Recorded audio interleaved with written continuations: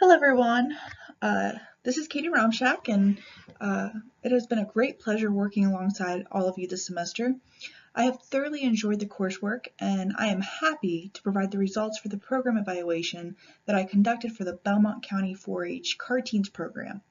So without any further ado, let's jump right into the makings of this program and the research involved.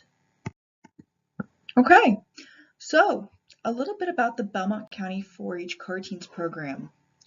It is in fact a vehicular and traffic safety program that was established and is endorsed and facilitated by Ohio State University Extension.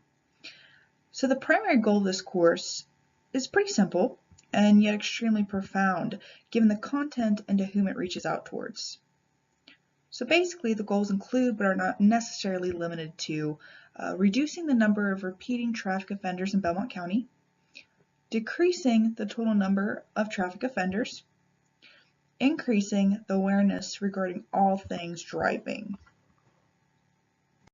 So let me just read through this, a bit more additional background as far as the Carteens program in its entirety.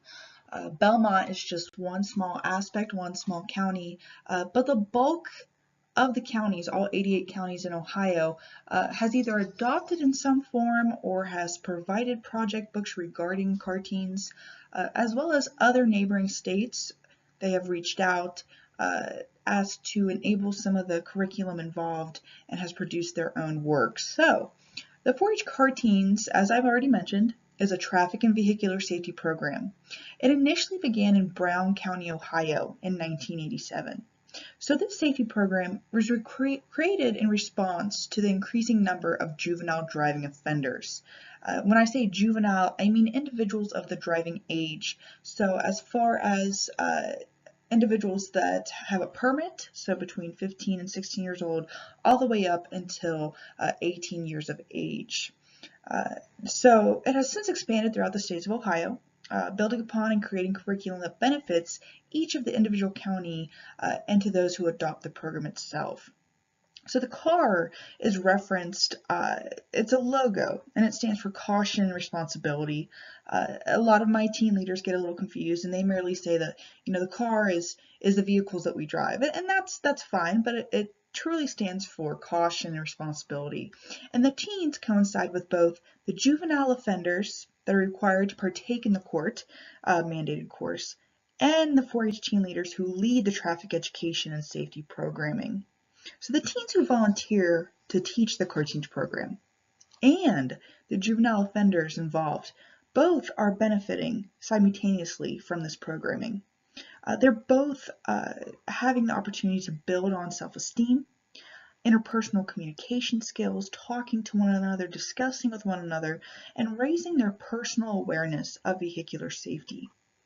The teen drivers who are mandated to take part in the Carteens are often typically cited for multiple offenses. We're talking about speeding, we're talking about disregarding traffic signals and signs, not having the proper skills to maneuver in poor weather conditions, resulting in crashes. An additional tidbit about Belmont County Carteens program is that it is court mandated that not only the students come, but the parents come as well. And we're going to delve right on into that as I go on and speak about this evaluation. So a bit about the evaluation objectives. The primary objectives apply to both adults and youth taking the course. There is no dispute over that. However, for this given evaluation, the primary variable that was researched and studied had to do with the adult participants. Some may question this practice, arguing that this is a juvenile program. And you are absolutely right. But within Belmont County, as I've said, a rule for the program that is taken very seriously is that a parent or guardian must attend with the teens. Why? Well, a number of reasons.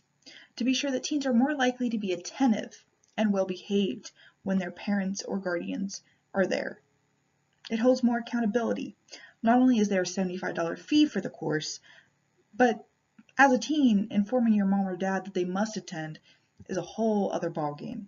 And more so than not, if they are forced, which is loose terms to be sure, to attend, they will make sure that the course is worth their time. Everyone drives. And this is probably the most important thing. I cannot stress enough. Everyone drives. And as far as I'm concerned, we are all humans. Therefore, mistakes are constantly being made, regardless of age. We can benefit from refreshing ourselves and our habits. So as far as the objectives go, let me recant this. So you have vehicular knowledge that we're measuring here. Did the parents feel that their youth, as well as themselves, gain insight on the course objectives? Then we have to measure applicability. Was the information easily understood? Could the participants apply this knowledge in real-life situations? Then we delve into key points. What aspects of the course truly stuck with the adult audience? And in doing so, could open up conversation for the youth as well. And lastly, and one of the most important aspects of the evaluation is improvement. How can we do better to make sure the course applies to the teens and the adults involved? So the evaluation techniques of this research relied on surveys and questionnaires provided by the instructor to the adults at the end of the course. This was performed over a 6-month time period, where approximately out of the 6 months, 59 adults participated. The program contents for this evaluation span from November of 2018 to May of 2019. Keep in mind that for Belmont County, this course is offered once a month, which totals 12 classes per year. All right, let's talk about the results and the themes procured from the results. This is pretty exciting stuff, if I do say so myself. So first and foremost, the parent surveys had a combination of questions, okay? And all questions pertain to the course. If the parent or guardian felt that the course benefited them, their teens, the practices, and how they might have done it, okay? So the parents had the opportunity to answer yes, no, or not sure to any of these questions, along with an area that was provided for the adults to add their additional thoughts. So as you can tell from the first graph, a predominant amount of responses indicated the adults did in fact view the course and its contents as beneficial, applicable, and overall positive for themselves and their child. On the flip side, very few did not feel that the course was beneficial in some areas as opposed to others. And then there were some that just was not sure. And the second graph indicated some of the themes conveyed by the parents and what they thought really hit home with their kids as well as themselves. An exponential amount really felt adamant about texting and driving, and speeding as being the primary points conveyed throughout the course, followed by distracted driving, and then the two smaller yet just as significant points, checking the vehicle prior to driving and curfews. The last graph that I'd also like to mention that played a significant role in this qualitative study was the comments pertaining to how this class can be altered to be even better. As an instructor and an educator, it is evident that without change, we as well as our programs can in fact become obsolete. So it is completely necessary, if not vital, to encourage constructive criticism, so to speak, but more so, figure out how we can make the best better. As you can see by the following themes, 55% of adults said that the program is fine, which is flattering, but we can always do better, right? 36% left this area blank, which is common, but also not necessarily helpful for those wanting to improve programming. 7% stated they would like to see this course performed at school for more kids to see and interact with. 5% wanted more driving videos, and the remaining 2%ers wished for local jail tours, guest speaking, the ones who had had vehicular mishaps, and to talk about drug use while driving. So these results confirm that adult participants did feel that the Belmont County 4-H Carteens program did in fact provide valuable points of direction and discussion, that the points made with the program were practices that both themselves and their children could use in future driving situations, and that their children did learn and could apply what has been taught throughout the course, and that the program did benefit for their child in some way in retrospect. So as far as implications go, who can benefit from this? Who can use this research to make their own programs better? It really does provide a viable source to build from program-wise.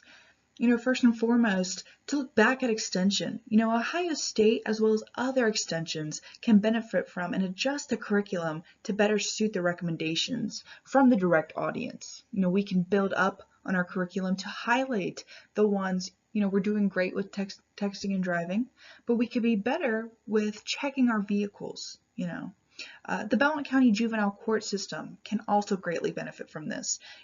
First in part, that it's mandated by the courts. The judge makes the call to send these teens and their parents to this class.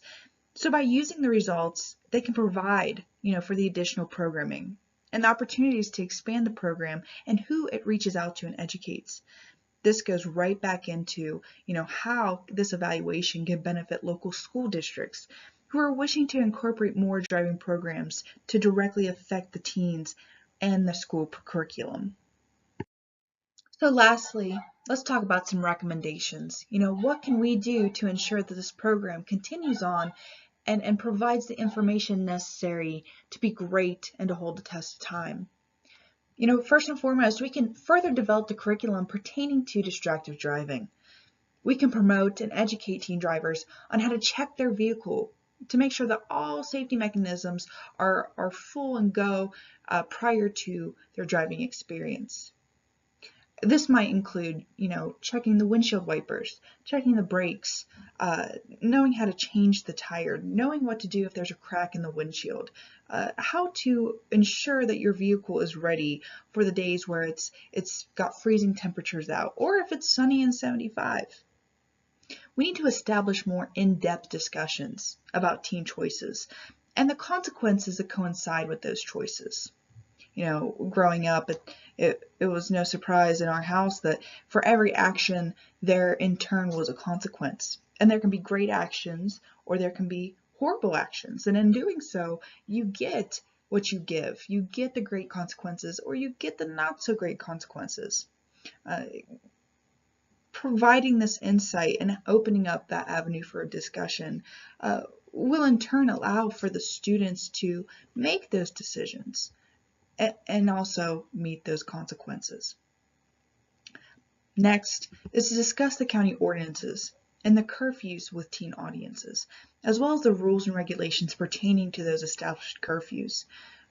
More times than not, these juvenile offenders are coming in for speeding, for seatbelt violations, but a lot come in shocked when the partial reason why they are being pulled over ends up having to be involved with the curfews in the area that they're residing in. So providing that information, not to allow them the opportunity to sneak around necessarily, but to inform them, with these curfews comes regulations and practices. Lastly, one huge recommendation that I believe would help tremendously is to have a similar study conducted with the youth surveys and then cross-reference the themes and suggestions. As I already mentioned before, this evaluation was done with the parents' evaluations.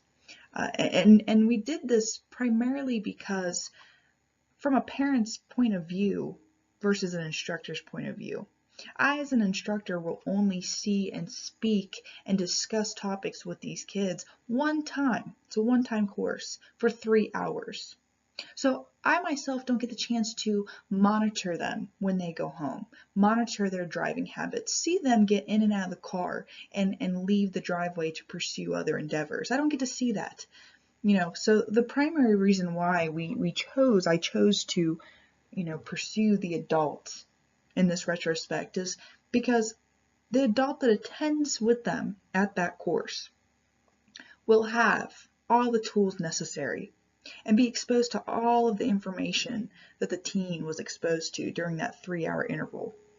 And then from there, they'll be able to gauge whether or not their child has become more informed, or if from the time that the individual received their citation to this point in time when they've taken the class, if there's been any change in their driving strategies.